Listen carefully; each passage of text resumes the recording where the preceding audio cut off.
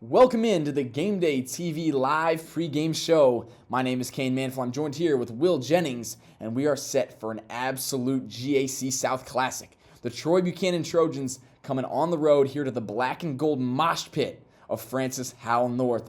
38 seconds is a whole lot of time, and in Misha High School athletics, anything can happen. Alexander Wise set to inbound the ball. A drop coverage, little bit of press. Don't want him to burn too much clock. Makes Bob pick it up. They need a shot quick. Here he is, dishes out. Brzezinski fires. It's good. Don't count him out. Wise hands on the ball, 25 seconds.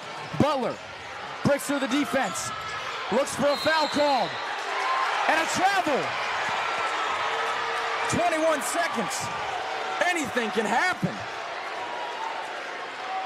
They need a three, but they can afford a two.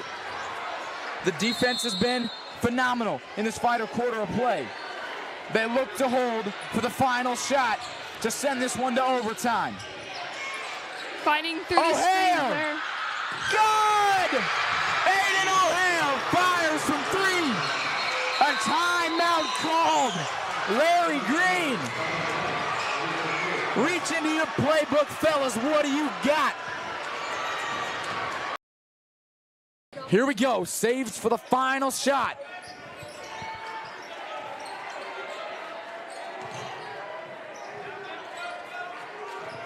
Ref calls space. Niederer. Miscommunication from the Trojans. No idea where to go. Throws it up. Richardson, and it's good. Brett Richardson, man of the hour. Oh my goodness, that was probably the most clutch play I've seen ever in high school sports. Brett Richardson shows up and shows out, picking up the first GAC South win for the Trojans. And what a better way to do it. You play 32 minutes of gritty, hard-nosed basketball. Aiden Roth almost has that game-winning bucket. And in the end, you force an overtime. You play 4 great minutes, have it tied up, save for it. What a way to end it. Brett Richardson, phenomenal layup. We're going to send it now down to Jackson Schneider, courtside. Jackson, tell us what you just saw there and the energy you're feeling courtside. Clayton O'Brien, quarterback keeper. You don't see it much. O'Brien takes off into the end zone. Clayton O'Brien, his second rushing touchdown. He had one last week against Howell. He gets another one to complement that tonight. That's big. That's big. He just has 20 rushing yards on the season on 11 attempts, make it 12, and another touchdown to the stat totals for O'Brien. What I will say, there's been some creativity from the coaching staff, though, really adjusting the mindset. Those first 2 sets, I told you earlier that they were going to see a lot of change over the course of this game, and that's definitely something we've seen from the first to the third, from the second to the fourth set.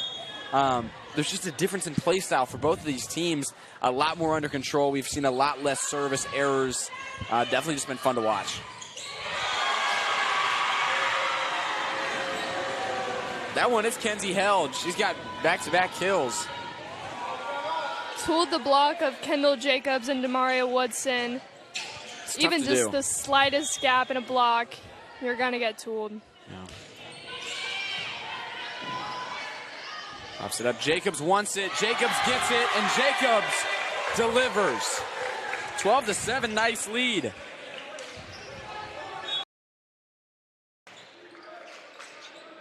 There's Mock. This is what coaches love to see, a very patient offense. You move the ball around, you swing, swing, swing until that defense gives you one little crease. Stiff takes it, drives, kicks. Roth beats Haug. Haug does a great job recovering. Flips it to Mock. Mock, step over his signature move, gets it. Andre Sith on the backside lay. 33-28. 44 seconds of on that possession. Phenomenal for the Knights. That ball tipped out of bounds. But just throwing the ball out of bounds is intentional grounding to try and avoid sacks like that. And that is another interception.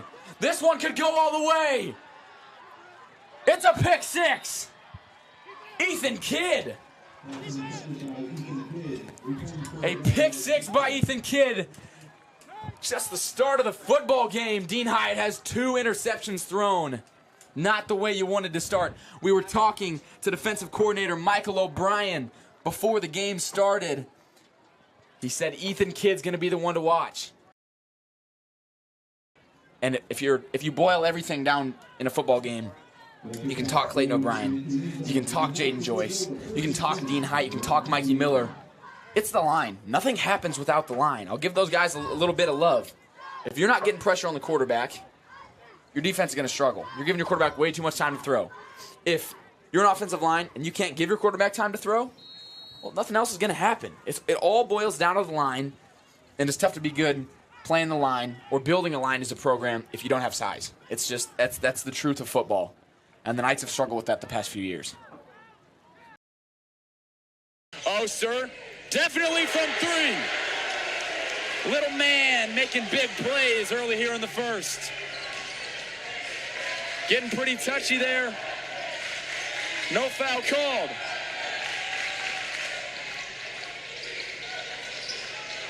Won't get the shot off. Wasn't aware of the clock.